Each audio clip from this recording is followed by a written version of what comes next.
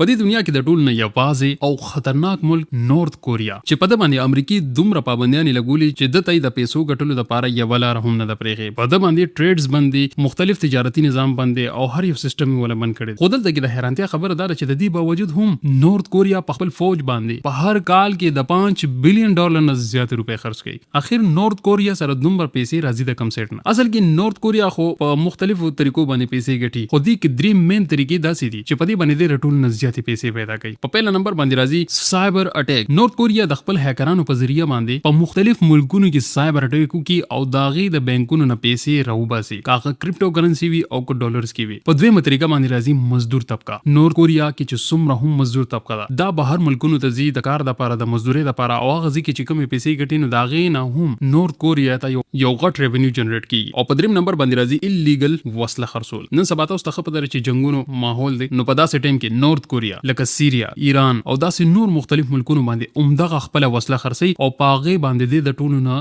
زیاتې پیسې ګټي. اوس تاسو ته پته لګیدلی چې اخر نورث کوریا په هر کال کې $5 بلین نه زیاته خرچه څنګه په خپل فوج باندې کوي. تاسو د دې باره کې څه خیال دی؟ خپل رائے اظهار په کمنټ سیکشن کې ضرور وکړئ او ویډیو لایک کول مه هېروئ.